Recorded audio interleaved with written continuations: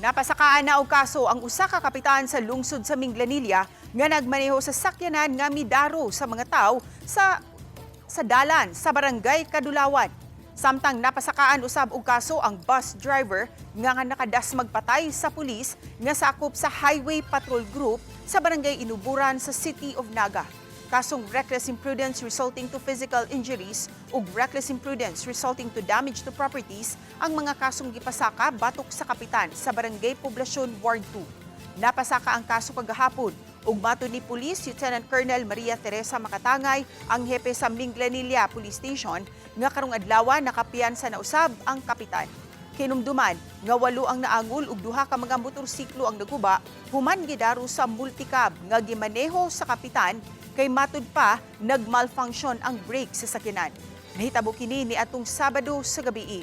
Samtang kasong reckless imprudence resulting to homicide ang napasaka niadtong Lunes sa hapon batok sa usa ka bus driver.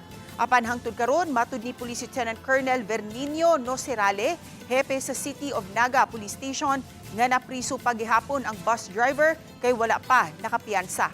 Nahitabo ang aksidente sa City of Naga niadtong Domingo sa buntag.